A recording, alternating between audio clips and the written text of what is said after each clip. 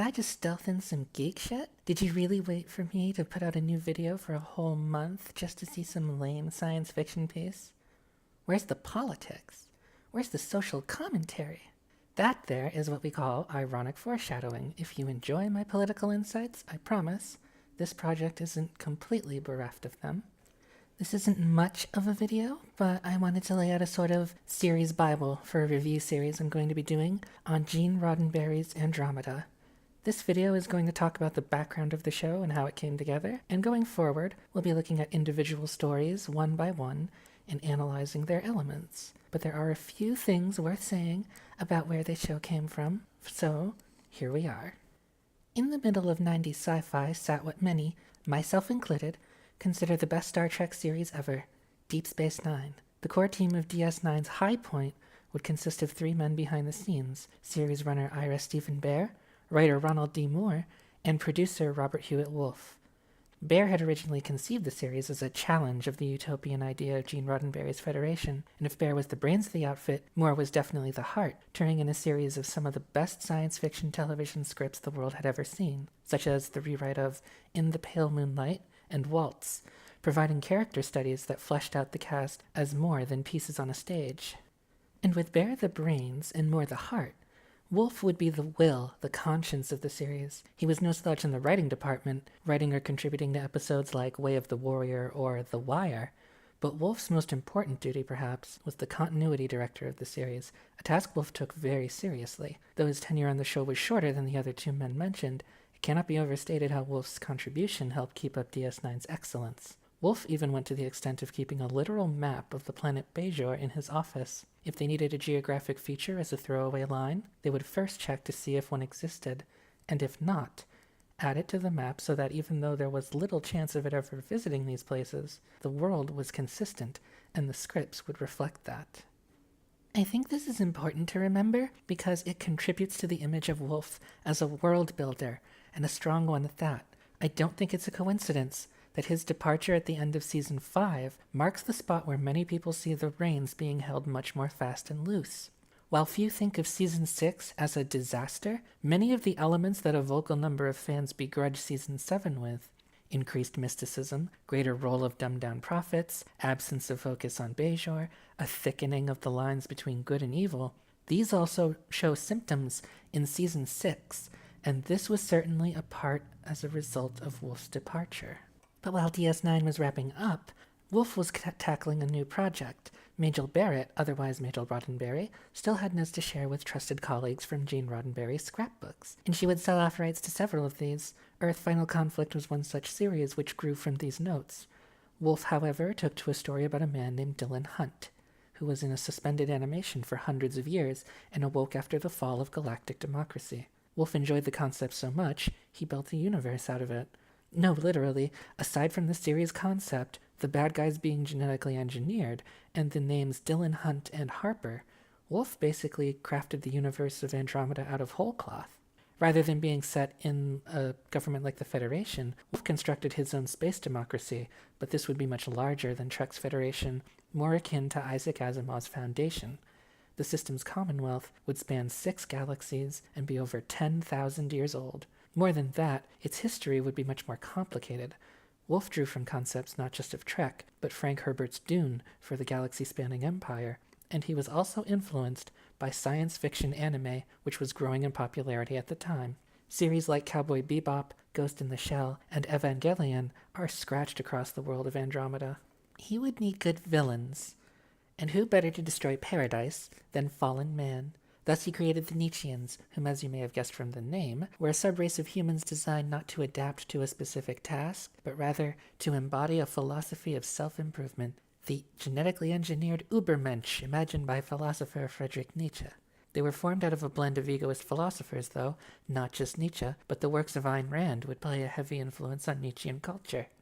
And like all good villains, originally, the Nietzscheans would think they were saving the Commonwealth, only to have doomed it, and in the contemporary period of the story, would be little more than the harshest thugs in a brutish universe. By far, the Nietzscheans are the most developed alien race of Andromeda, the only close second possibly being the Magog. Wolfe designed a dozen races to fill his story. The bug-like Fan, a neutral good hive mind. the centaur-like Vedrons, the vicious Magog, extremely creative creatures to inhabit his universe, and problematically, little about these races was humanoid. On top of this was a host of institutions, technologies, and planets on which to set the action. Given enough time, Wolfe was armed with his series Bible, and it was expansive. Next, Wolfe needed his main cast. First was Dylan Hunt himself. Dylan would be the icon of his era within the Commonwealth, the Jim Kirk, the Picard of his peers. But in the Dark Ages, his skills would be truly unique. And he wasn't a doughy-eyed dreamer. Hunt would be a soldier, formerly a Black Ops officer. So not only was Hunt's ship an overpowered monstrosity from a richer, more prosperous age, his training was the very best that the galactic civilization had to offer, directed more to infiltrating rogue planets, defending VIPs, and even, it is implied, performing assassinations when the Admiralty deemed it necessary. But these were not skills he acquired in malice, but of duty to the principles and the constitution of his civilization. Dylan Hunt was essentially an idealized version of the Sloane character from Deep Space Nine, someone who knew how to play by the rules, but also when to break them, to preserve his society and believe deeply in his role as a servant of his people. This is why, waking up in the galactic Dark Ages, Dylan would set about his mission to restore the system's commonwealth to its former glory. He would do this first by joining forces with some good-hearted mercenaries of the ship Eureka Maru, who would make up most of the main cast. Second would be Seamus Harper. While Wolfe got the name from Roddenberry's notes, the character was entirely his. Harper was a young, brilliant engineer from the now Nietzschean-occupied Earth, with few social graces and buried deep under layers of coping humor for the horrors of his world. His role would be not just to play the smart person akin to Data or Spock, in that he'd engineer brilliant solutions to problems. He was also the thread that led back to the audience, capable of delivering 20th century Earth references for some strokes of levity. You can see some parallels here with Miles O'Brien, the relatable everyman who is magical mechanic, but his hatred of the Nietzscheans and the Magog, both races who have brutalized Earth in the centuries since the fall, and the biggest obstacles facing the formation of a new commonwealth, also give him something of a Daniel Jackson-esque zeal towards being on the side of the good guys, another problem-solving character who had personal grudges to settle with the bad guys, just as much as he wanted to do the right thing. Third would be Becca Valentine, a Nietzschean pilot who ran the mercenary ship, the Eureka Maru. Becca had loyalty to her crew, whom she viewed as her family, but her alliance with Dylan would be entirely self-serving, and she was not going to stick her neck out for Dylan's restored commonwealth. When the going got tough, Becca would be the first to cut and run, her Nietzschean instincts for survival and self-preservation making her a very capable but unreliable wildcard in Dylan's crew. Judging by the name, you can see the clear anime influences at play, as the character I've described here is nearly identical to the bounty hunter Faye Valentine from Cowboy Bebop, along with her ship, the Eureka Maru, containing the traditional Japanese designation of a civilian ship, Maru. Fourth in the lineup would be the Andromeda herself. The warship was not just to have its own holographic interface with its own intelligence, but it would have an android avatar called Rami, who would partake in adventures like any other member of the crew. A sapient AI were well known in sci-fi by this point, but Wolfe wanted to do something different. Unlike Data on Star Trek, Rami would have emotions and yet not strive to be human. She would have her own priorities, values, and perspectives, which were informed by her existence as a 50,000-ton warship with enough firepower to depopulate a planet. The fifth member would be the crew member of the Maru most eager to restore the new Commonwealth and join up with the Andromeda, Reverend Bohemian Far Traveler, or Rev Bem for short. Rev is a Magog, which you can think of as budget xenomorphs who act like a zombie horde. The Magog are a brutal race with incessant instinct for hunger and predation on other sapient beings, requiring them to reproduce.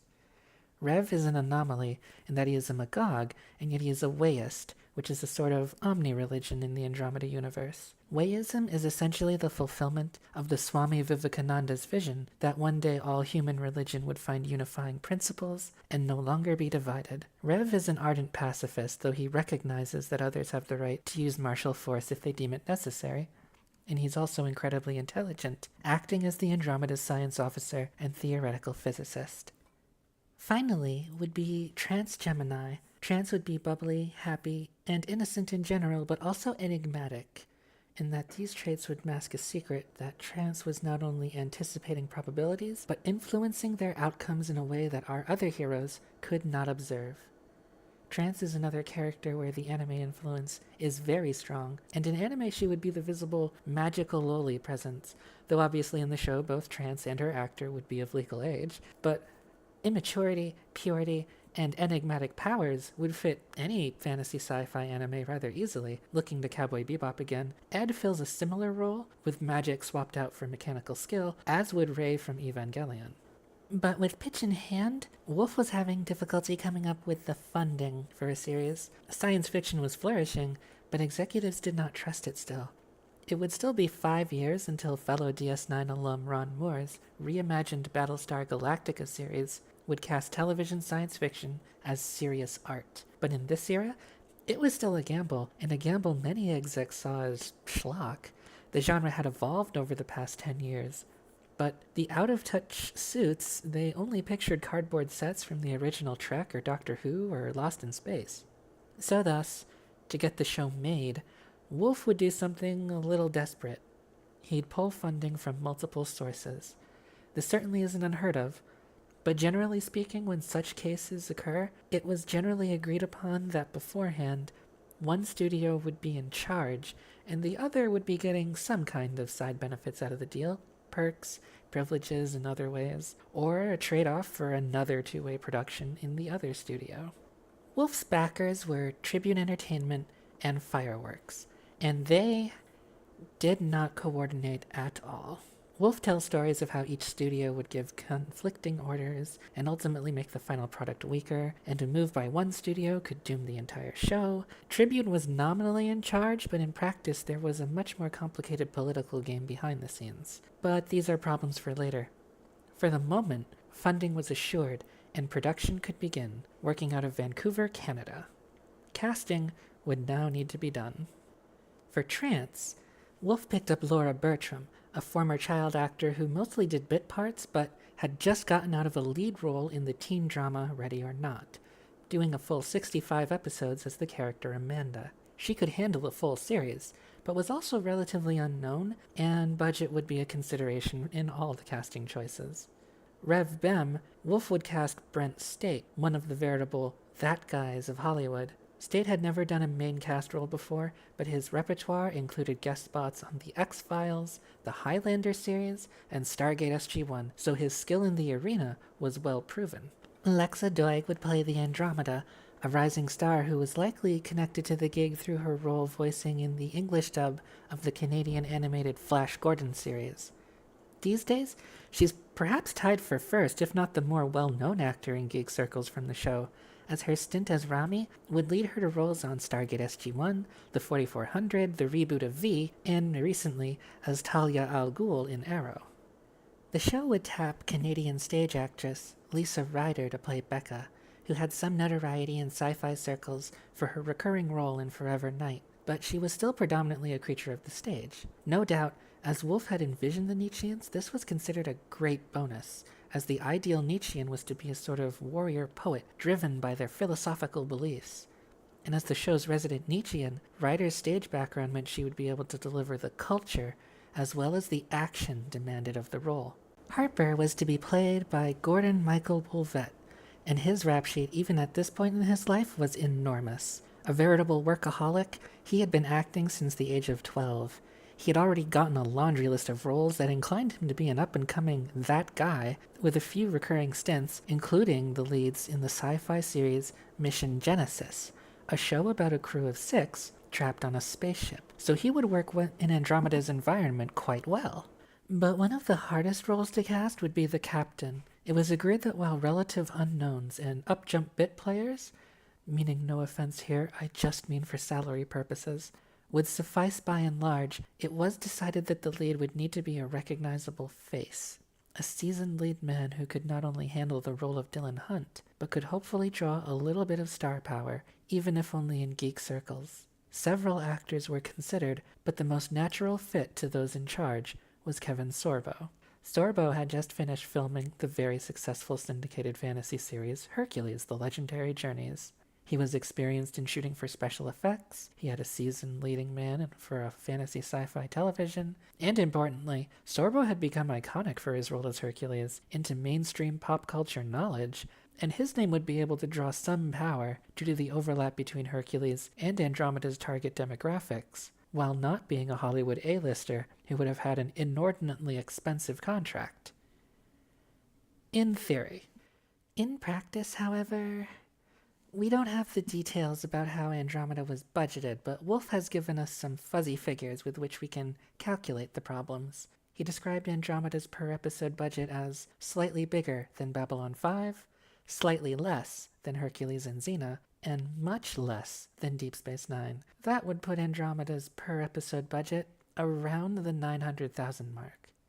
But what Wolf also said was because Andromeda was more of a seat-of-your-pants creative experience, with vague plans more than hard, rigid storylines, Babylon 5 was able to minimize its overhead expenses, knowing which costumes could be recycled and which could be thrown out, for example, whereas Andromeda generally revisited concepts and characters, if there was a good story pitched for it, in those following seasons. And thus, it would need to create the costuming and casting from scratch. Further compounding it, Andromeda had much more overhead costs, that is, cast and crew salaries, rental costs for studios and the like. Add these two factors together, and while Andromeda had a budget maybe 15% larger than Babylon 5, the latter show had a discretionary budget per episode nearly double that of Andromeda. While the behind-the-scenes staff has remained professional about it, many have hinted strongly that this was down to the Kevin Sorbo tax, and this was a powerful contract. This contract was so powerful that Sorbo's agent was actually credited as a consulting producer. These are major issues that we'll talk about in the future as the series progresses, but for now, at least Wolf had his show ready to go. Almost. Now, we often talk about studio executives messing things up in film and television, but that's probably because we only hear the bad, and this is exceptionally true of a show like Andromeda. But let's actually discuss when executive meddling is for the best. And you might have picked it out already looking at our main cast here. An exec saw our casting sheet, and I believe this is the scientific term. Where's the black guy? Let's keep in mind this was 1999, and while we like to hope that by then we were beyond institutional racism, I think it's a fair criticism at this point to look at this and say, yeah, a little bit. It's true that while this show was being cast in Canada, which is more homogenous than the States, but the point still stands that this is a show hoping to air in the 21st century, that you could have at least one minority. Wolf heard this criticism and realized they were right. Not just from a moral perspective, but from a creative one. Wolf's universe was set far, far into the future, somewhere in the 5th millennium. The idea that no minorities made it into space would date the show horribly, and ring hollow from a world builder's perspective, to say nothing of the moral obligation he felt to include representation, something that still makes it into his 25 rules for writers. So Wolf had to cobble someone together to add to the cast. What we know did happen was that Becca's character was split. She would still be the resident self-serving hotshot pilot, but she would just be another human. The Nietzschean in the cast would be this new, amoral mercenary character. This actually turns the nature of his casting into a sort of strength, making the Nietzschean Superman, the genetic Darwinian specimen of perfection, the actor of color. To play this new part, a Nietzschean, thus highly self-centered, amoral, but brutally efficient and skilled in the ways of war and survival, and defined by their philosophy, they would need something special. While originally they had gone the way of a theater actor for Becca, here they'd go in a slightly different direction while keeping that principle in mind. Keith Hamilton Cobb was best known as a soap opera star, playing a recurring role in All My Children. But in the late 90s, he was looking to branch out a bit. In fact, he'd secure some guest parts in the Beastmaster series in 1999, so science fiction was a realm that he was open to exploring. Due to the nature of his casting, he would be on a 3-year contract, unlike the rest of the regulars, with plans that he'd be a recurring guest star for the rest of the series, all very amicable, but he was still hesitant to typecast himself into the sci-fi box, so a shorter contract it would be. He would bring a gravitas to the character, Tyr Anasazi, that even the show's harshest detractors had to admire. As I said, we often emphasize when studio meddling ruins a project, but too rarely do we praise it rightly when it's due. And the addition of Tir Anasazi was one of the greatest things to happen to the series. To my mind, I can only see two significant downsides. The first would be Becca's character. I think she's greatly underserved by her character being split in two. There are gains, to be sure, but of all the Andromeda cast, Becca is the character I forget exists the most. I have a great affection for every one of these characters, even Dylan, but Becca continually slips my mind as just unmemorable, and I don't think that has anything to do with writers' competent portrayal, or the writing, at least not in the first two seasons, but I think that scar is visible, and it is a shame. The second is what I said about the budget earlier. Without the seventh cast member, this show might have been more doable from a production standpoint, but the previously bare minimum budget now became abysmally small. Discretionary budget goes to lots of things, but perhaps most importantly, it goes to reshoots. Shooting multiple takes of a scene takes money, and frequently on Andromeda's first two seasons, there just wasn't any money for any. So the first take was often the one you were stuck with, and post-edits had to work with the delivery given. There are a few instances to my mind immediately of this in action, and probably several dozen more are subtle enough that they fly under the radar with the main cast, but where this really hurts is the guest stars. This is a low-budget sci-fi series in Canada. I don't say this disparagingly, but we have to be realistic about the quality of guest stars you're going to land in the show. Andromeda would eventually adapt. It would shell out money for guest stars if they were critically needed to be good in their role for a script to work. Actors who could be plopped into this space opera about aliens and fighting robots and do their shots in one go, and they'd in fact frequently poach nearby SG-1 for this purpose. But for this first 10 episodes at least, the guest acting is really flat and anemic, if not arguably laughably bad, and it would only improve slightly going forward.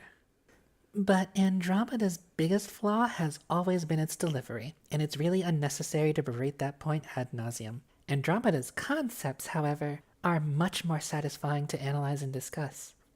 But why discuss such a small series 20 years after it first aired? I wonder why, in 2019, a series about the fall of an inclusive democratic society at the hands of self-appointed Randian supermen who want their people's philosophy impressed upon the civilized, who inadvertently destroy the very thing they claim to value, could possibly be relevant. We often say that brilliant movies and television were ahead of their time, but we rarely remember that for the shows that are forgotten because society wasn't ready for their message, couldn't process the themes in its time. And I think it has to be now because, and this is the weirdest part, I'm technically a secondary source for a lot of this stuff now. Now that the old Slipstream forums are gone and Wolf's personal site went down, Andromeda under Robert Hewitt Wolf was a visionary piece of world building, and I'm here to give it a fair shake so that it's not forgotten and hopefully one day its ideas can be emulated, and to say nothing of a lot of the political subtext that I think applies today. For those familiar with the show, you're probably familiar with the departure of Wolf at the midpoint of Season 2. Wolf's departure is a controversial issue, but it's generally regarded that it is because the studios felt the story was too intelligent and they wanted a more Sorbo-centric action series, not a philosophical epic. At least one of those executives later regretted the decision to fire Wolf. In 2005, after the series finale, Wolf came back to publicly release the fan fiction Coda, which laid out his vision for the series. I'm going to do a video on Coda far into the future, at least a year, but we will go over it. We also won't be covering every episode chronologically. We'll be skipping a good number of standalone and bad episodes, following arc stories, skipping back a bit, but all the general arc of this review series will start at episode 1, follow through to Ouroboros, then we will discuss Coda in depth. And then we'll hop around, finish out season 2, and from there, who knows, but there's your roadmap for the next year or two. And don't worry, if you're here for my political videos, I'll still be doing those. Consider this a series to run side by side with that subject matter.